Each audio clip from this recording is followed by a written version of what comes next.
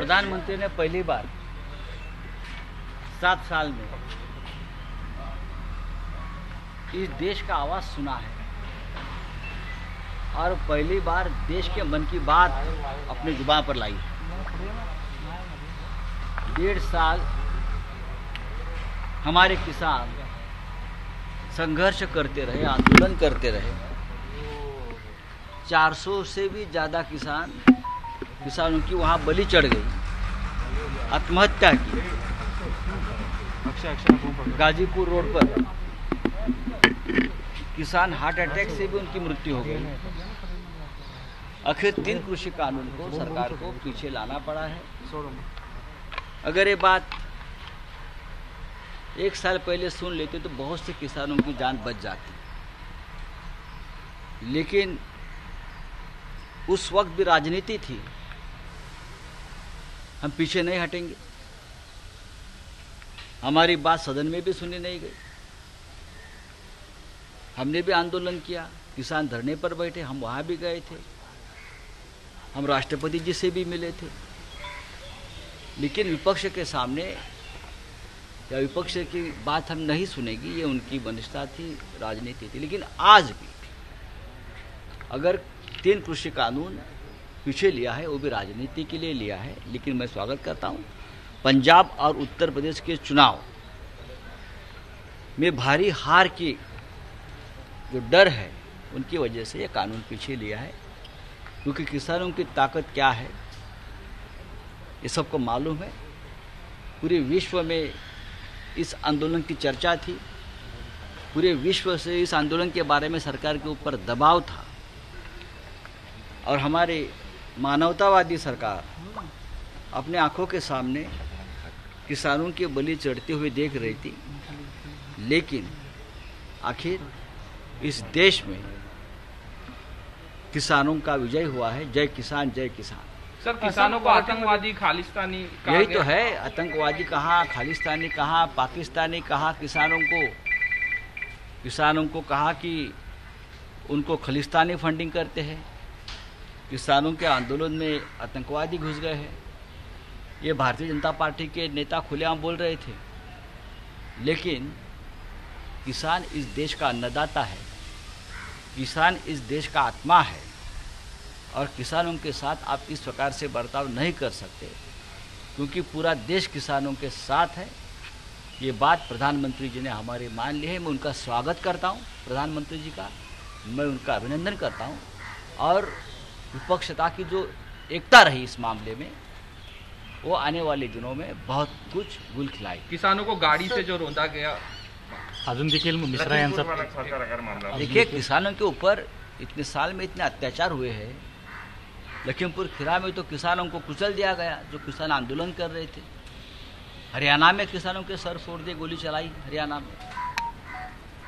दिल्ली में हो गया है सब कुछ। उसके बाद भी किसान डटे रहे और हटे नहीं।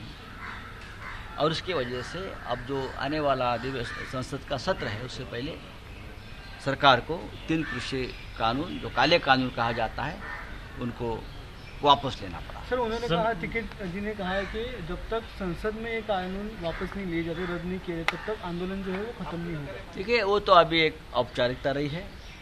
प्रधानमंत्री की बात अगर हम मानते हैं, प्रधानमंत्री ने अगर बात कही है, तो उनके ऊपर हम विश्वास रखें। सर, मराठीमध्ये सांगा की 3 कृषी कायद्यांना मागे घ्यावं लागलेलं आहे, शेतकऱ्यांचा विजय आहे आणि सरकारला झुकावं लागलं, काय वाटतं? गेल्या 1.5 वर्षापासून 3 कृषी कायद्यांविरुद्ध, ज्याला आपण 3 काळे कायदे म्हणतो, त्याविरुद्ध या देशातला शेतकरी, खास करून पंजाबचा शेतकरी, हरियाणाचा शेतकरी, आपल्या राज्यातूनही शेतकरी तिकडे गेले होते, राज्यातून आले होते, एक संघर्ष करतोय, आंदोलन करतोय। सरकारची भूमिका सुरुवातीपासूनच आडमुठेपणाची होती। काही झालं तरी झुकणार नाही, काही झालं तरी शेतकऱ्यांच्या मागण्या मान्य करणार नाही, ही त्यांची भूमिका होती। शेतकऱ्यांच्या आंदोलनाकडे सरकारनं पूर्ण दुर्लक्ष केलं होतं। ह्या संपूर्ण काळामध्ये 450च्या आसपास शेतकऱ्यांचे मृत्यू झाले, बलिदानं झाली, आत्महत्या झाल्या। लखीमपूर खीरासारख्या ठिकाणी शेतकऱ्यांना चिरडून मारलं, हरियाणामध्ये लाठ्या आणि गोळ्या चालवल्या, तरीही शेतकरी हटला नाही। शेतकऱ्यांवरती प्रचंड दहशत दबावाचे राजकारण करण्यात आलं.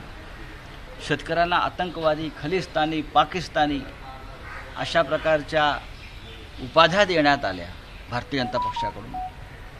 पण शेतकऱ्यांनी जी भूमिका घेतली होती ती भूमिका इतकी परखड आणि स्पष्ट होती की देशाच्या जनतेच्या भावनासुद्धा शेतकऱ्यांच्या बाजूनं राहिल्या. आणि अखेर आज प्रधानमंत्र्यांना 3 काळे कानून, काळे कायदे मागे घ्यावे लागले. यात अर्थात राजकारण असायलाच पाहिजे. पंजाब आणि उत्तर प्रदेशच्या निवडणुकीत भारतीय जनता पक्षाच्या पायाखालची वाळू सरकते आहे. शेतकरी संतप्त आहे आणि तो आपला पराभव करेल या एका राजकीय भयातून सुद्धा हे 3 काळे कायदे मागे घेतले असावे. तरीही उशिरा का होईना प्रधानमंत्र्यांनी देशाचा आवाज ऐकला आणि प्रथमच त्यांची मन की बात जी आहे ती देशाच्या भावनेशी जोडली गेलेली आहे.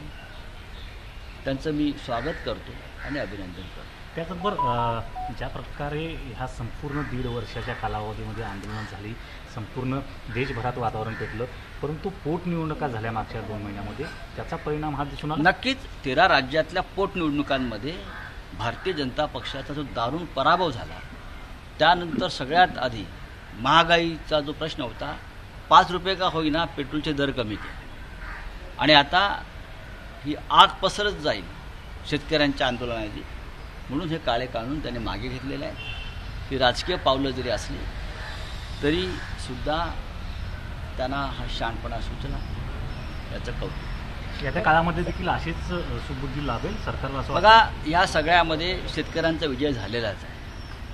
पण विरोधी पक्षाची एकजूट, या देशातला विरोधी पक्ष प्रथमच शेतकऱ्यांच्या निमित्ताने एकवटला, शेतकऱ्यांच्या पाठीशी उभा राहिला.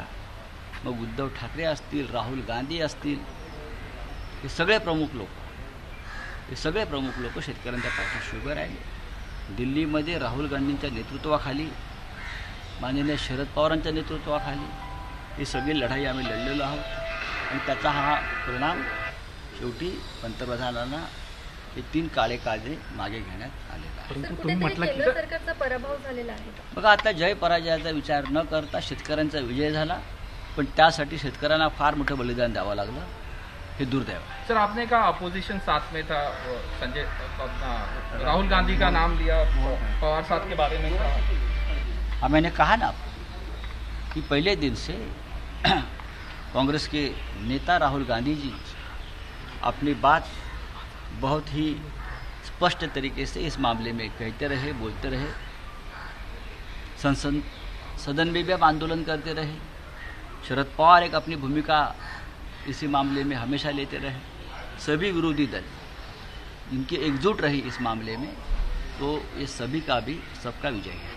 त्याचबरोबर सर, ईडी आणि सीबीआय संचालकांना जी मुदतवाढ दिली गेली त्यामध्ये सुप्रीम कोर्टाने सांगितले होते की अशी मुदतवाढ देणं योग्य नाही. यापूर्वी बघा, सरकारची मनमानी आहे.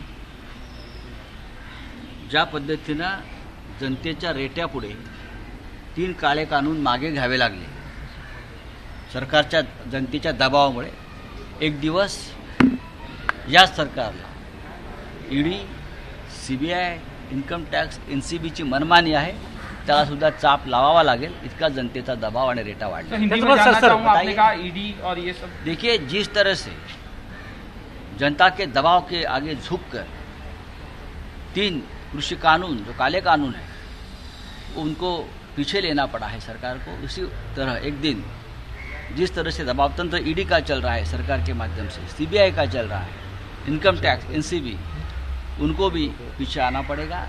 और जो राजनीतिक विरोधक हैं उनको जो कुचलने का काम चल रहा है, वो भी जनता के दबाव के आगे सबको झुकना पड़ेगा. सर, मुंबई महापालिकेकडे जे कागदपत्र आहेत, मराठ्यांची तळपती तलवार म्हणजे